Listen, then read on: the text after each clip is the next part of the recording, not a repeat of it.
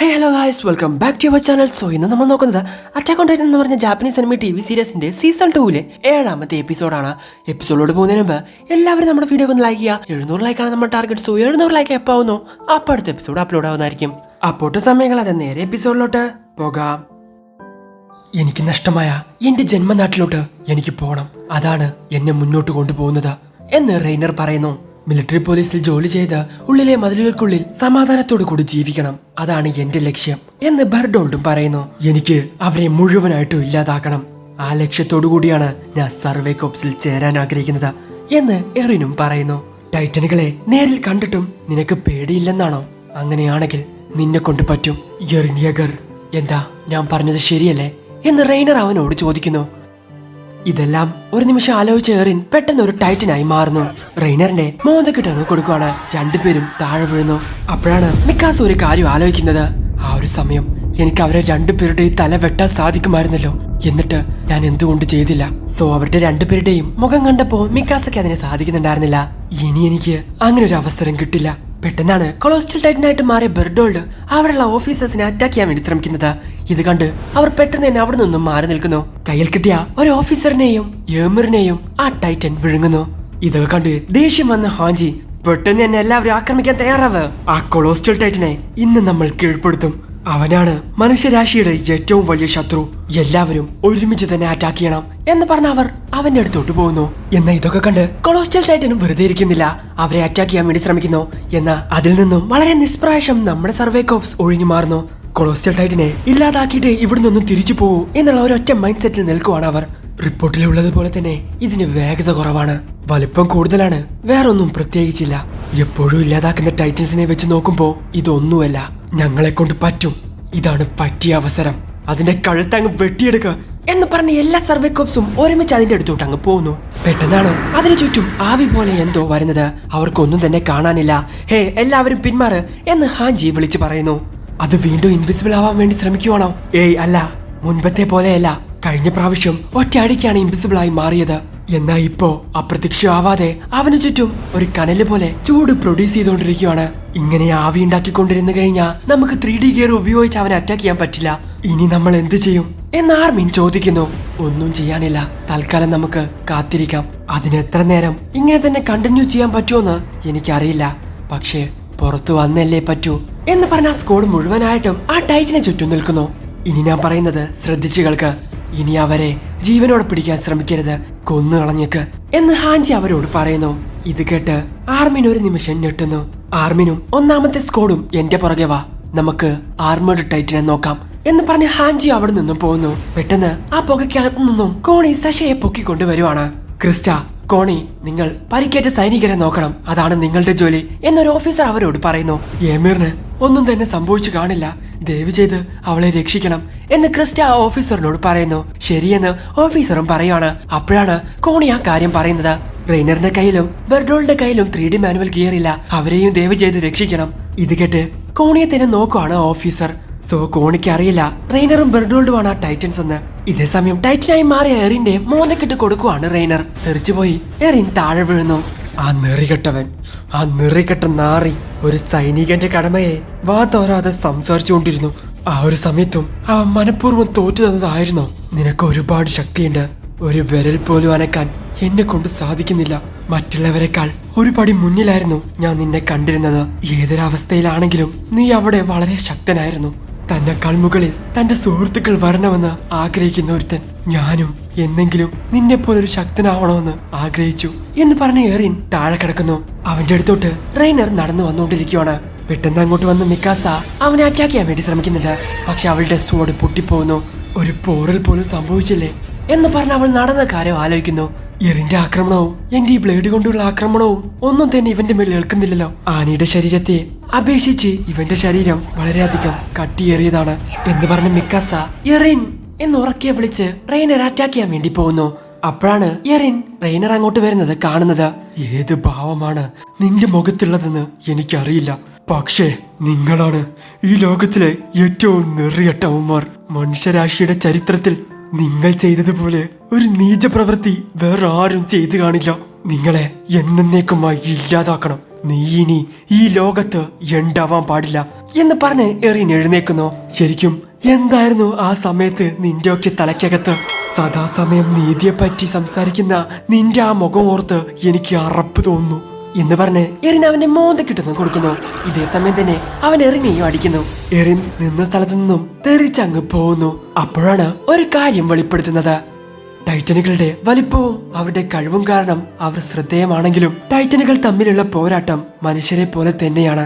ശരീരം ലോക്ക് ചെയ്യാനുള്ള ടെക്നിക്സും മലർത്തിയടിക്കാൻ പറ്റുന്ന തരത്തിലുള്ള ഇടിയും സാധാരണ ചെയ്യുന്ന ഒരു ഫൈറ്റിനേക്കാൾ ഫലം ചെയ്തേക്കാം. സോ അടികൊണ്ട് താഴെ വീണ എറിൻ കഴിഞ്ഞ കാലം ആലോചിക്കുന്നു. ഇത് നല്ലോണം വേദനിച്ചു ആനി. നിനക്ക് കുറച്ച് സംയമനം പാലിച്ചൂടെ? നീ നിന്റെ മുഴുവൻ ശക്തി ഉപയോഗിച്ച് എനിക്ക് നേരെ വന്നു, അതുപോലെ ഞാൻ തിരിച്ചും ചെയ്തു.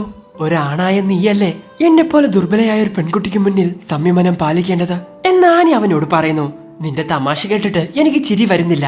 നീ എന്നെക്കാൾ ദുർബലയാണെങ്കിൽ നീ എങ്ങനെയാ അവിടെ നിൽക്കുന്നതും ഞാൻ ഇവിടെ താഴെ കിടക്കുന്നതും? അത് ഞാൻ നിന്നെ എറിഞ്ഞത് എന്റെ ശക്തി ഉപയോഗിച്ചല്ല, തന്നെക്കാൾ ശക്തിയുള്ള ഒരാളുടെ കയ്യിൽ നിന്നും സ്വയം രക്ഷപ്പെടാനുള്ള ഒരടവായിരുന്നു അത്. നിന്റെ സ്ഥാനത്ത് ഞാനായിരുന്നെങ്കിൽ ഇത് പഠിച്ചെടുക്കാൻ ശ്രമിച്ചേനെ എന്ന് ആനി അവനോട് പറയുന്നു. പെട്ടെന്ന് തന്നെ ആനി അവനെ താഴെ വലിച്ചിട്ട് ഒന്ന് അനങ്ങാൻ പോലും പറ്റാത്ത രീതിയിൽ ലോക്ക് ചെയ്യുന്നു. ആനി, ഞാൻ തോറ്റു, എന്നെ വിട്, ഞാൻ തോറ്റു എന്ന് എറിൻ അവനോട് പറയുന്നു. എന്ത് തോറ്റെന്നോ? തോൽവി സമ്മതിക്കുന്നതിന് മുൻപ് എന്തെങ്കിലും പഠിക്കാൻ നോക്ക. നിന്റെ ശക്തി എങ്ങനെ ഉപയോഗിക്കാം, പെൺകുട്ടികളോട് എങ്ങനെ സംസാരിക്കാം. എനിക്ക് മനസ്സിലായി, ഞാൻ പഠിച്ചോളാം എന്ന് എറിൻ അവളോട് പറയുന്നു. നിനക്കത് പഠിക്കാൻ അത്രക്ക് ആഗ്രഹമാണോ എന്ന് അവൾ അവനോട് ചോദിക്കുന്ന സമയത്താണ് റെയ്നർ പറന്നു വന്ന് എറിന്റെ മേലോട്ട് വീഴുന്നത്. ഇതിനോടകം ഒഴിഞ്ഞു മാറിയ ആനി അതാരാണെന്ന് നോക്കുന്നു. ആനി, എനിക്ക് പഠിച്ചാ കൊള്ളാമെന്നുണ്ട്, എന്നെയും കൂടി പഠിപ്പിക്ക് എന്ന് പറഞ്ഞ മിക്കാസ അങ്ങോട്ട് വരുന്നു. അത് ശരിയാവില്ല, ഇത് മനുഷ്യർക്കുള്ളതാണ്, നിനക്കിതുകൊണ്ട് പ്രയോജനം ഉണ്ടാവുമെന്ന് തോന്നുന്നില്ല. പക്ഷേ ഇത് മൃഗങ്ങൾക്കെതിരെ എത്ര ഫലപ്രദമാണെന്ന് എനിക്കറിയണം എന്ന് പറഞ്ഞ് ആനി അവളുടെ കൂടെ ഫൈറ്റ് ചെയ്യുന്നു. അവർ രണ്ടുപേരും ഫൈറ്റ് ചെയ്യുന്നത് ആകാംക്ഷയോടെ എല്ലാവരും നോക്കി നിൽക്കുന്നു. ആര് വിജയിക്കും എന്ന് പരസ്പരം അങ്ങോട്ടും ഇങ്ങോട്ടും ചോദിച്ചുകൊണ്ടിരിക്കുവാണ് അവിടെയുള്ള സോൾജേഴ്സ്. പിന്നീട് പ്രസന്റ് ആണ് കാണിക്കുന്നത്. താഴെ വീണ എറിൻ അതെങ്ങനെയായിരുന്നു അവസാനിച്ചത് എന്ന് ആലോചിക്കുന്നു. അല്ല, ഞാനെന്തിനാ ഇപ്പൊ അതൊക്കെ ആലോചിക്കുന്നത്? മരണത്തിന് മുൻപ് എന്റെ ജീവിതം കൺമുമ്പിൽ മറയുന്നതാണോ എന്ന് എറിൻ ചിന്തിക്കുന്നു. എന്റെ ജീവിതത്തിൽ ഇത്രയും വെറുപ്പ് തോന്നിയ മറ്റൊരു ദിവസമില്ല എന്ന് പറഞ്ഞ് എറിൻ വീണ്ടും എഴുന്നേറ്റ് നിൽക്കുന്നു. എറിൻ, നേരിട്ടുള്ള പോരാട്ടം കൊണ്ട് ഒരു പ്രയോജനവുമില്ല, ജയിക്കാൻ സാധ്യതയില്ല, ഫൈറ്റ് ചെയ്യരുത്, വേഗം ഇങ്ങോട്ടേക്ക് വാ എന്ന് വിളിച്ച് പറയുവാണ് ആർമിൻ.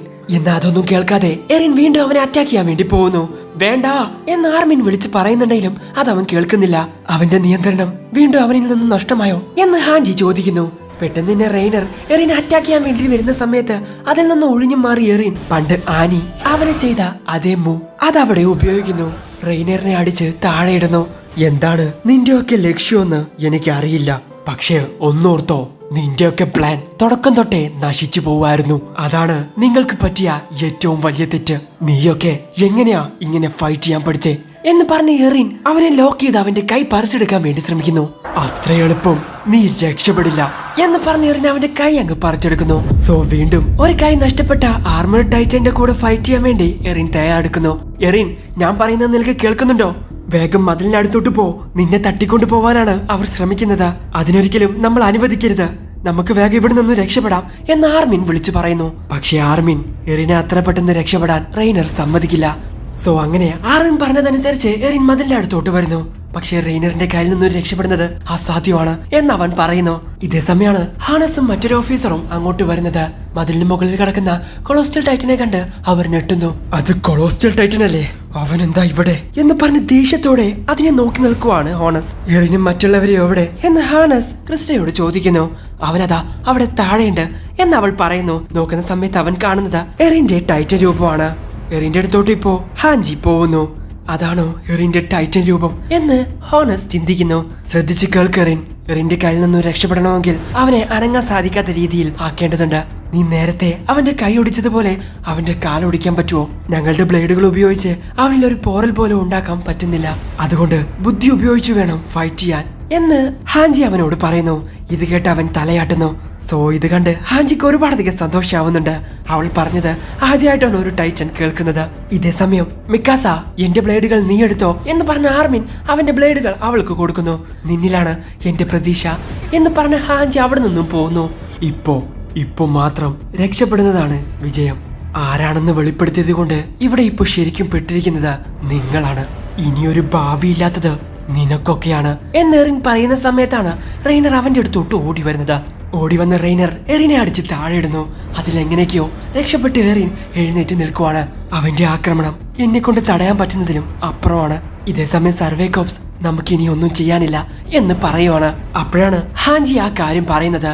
ശരീരം മുഴുവൻ പാറ പോലെയാണെങ്കിൽ അവനെ കൊണ്ട് ഒരിക്കലും ചലിക്കാൻ സാധിക്കില്ല.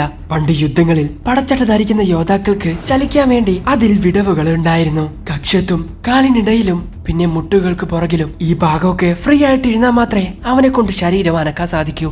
സോ ഈ ഭാഗത്തൊക്കെയാണ് അവന്റെ വീക്ക് പോയിന്റ് എന്ന് അവർക്ക് മനസ്സിലാവുന്നു. ഇതിനോടകം എറിനെ അറ്റാക്ക് ചെയ്യാൻ വേണ്ടി എറിനെ വലിച്ച് താഴെടുന്ന റെയ്നറിന്റെ കഴുത്തിൽ പിടിച്ചു നിൽക്കുവാണ് എറിൻ. സോ റെയ്നറിന്റെ കഴുത്ത് പിടിച്ച് ഓടിക്കാൻ വേണ്ടി ശ്രമിക്കുവാണ് എറിൻ. ഇതേ സമയം തന്നെ മിക്കാസ അവൾ കണ്ടുപിടിച്ച വീക്ക് പോയിന്റ് അറ്റാക്ക് ചെയ്യാൻ വേണ്ടി വരുന്നു. സോ റെയ്നറിന്റെ കാൽമുട്ടിന്റെ പുറകിലായിട്ട് മിക്കാസ അങ്ങ് വെട്ടുന്നു. അവനെ കൊണ്ട് ഇപ്പോ ആ കാൽ അനക്കാൻ സാധിക്കുന്നില്ല. ഇതിനോടകം തന്നെ റെയ്നറിന്റെ കഴുത്തിന് പുറകിലുള്ള ആ കല്ല് പോലെയുള്ള കവചം പൊട്ടാൻ വേണ്ടി തുടങ്ങിയിട്ടുണ്ടായിരുന്നു. എനിക്ക് വിജയിക്കണം, റെയ്നറിനെതിരെ എനിക്ക് വിജയിക്കണം എന്ന് പറഞ്ഞ ശക്തിയോടെ എറിൻ അവന്റെ തല പറിച്ചെടുക്കാൻ വേണ്ടി ശ്രമിക്കുന്നു. ഇതേ സമയം റെയ്നറിന്റെ ഒരു കാലും 2 കൈകളും ഉപയോഗിച്ച് മുന്നോട്ട് അവൻ നിരങ്ങുന്നു. സോ അവർ താഴോട്ട് വീണ ആ സ്ഥലത്ത് ഏകദേശം എത്തിയ സമയത്ത് റെയ്നർ ഉറക്കിയ ശബ്ദം ഉണ്ടാക്കുന്നു. അപ്പോഴാണ് അവർക്ക് ആ കാര്യം മനസ്സിലാവുന്നത്. ശബ്ദം ഉണ്ടാക്കി അവൻ ടൈറ്റനുകളെ സഹായത്തിന് വിളിക്കുവാണ്. പക്ഷേ തൊട്ടടുത്തെങ്ങും ഒരു ടൈറ്റൻ പോലും ഇല്ല. അപ്പോ ഇവൻ ആരെയാ സഹായത്തിന് വിളിക്കുന്നേ എന്നവർ ചിന്തിച്ചു നിൽക്കുന്ന സമയത്താണ് മുകളിലുണ്ടായിരുന്ന കൊളോസ്റ്റൽ ടൈറ്റൻ പതിയെ അണങ്ങുന്നത്.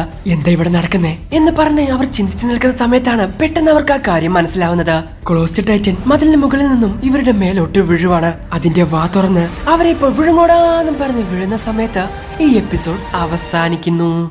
സോ എന്തായാലും നിങ്ങൾക്ക് ഇവിടെ ഇഷ്ടപ്പെടുന്ന ലൈക്ക് ചെയ്യുക, ഷെയർ ചെയ്യുക, സബ്സ്ക്രൈബ് ചെയ്യുക. അത്തരത്തിലുള്ള ബെൽ ഐക്കൺ എനേബിൾ ചെയ്യുക. അടുത്ത എപ്പിസോഡ് അടുത്ത ദിവസം വരാതെ വരയ്ക്കും. ബൈ.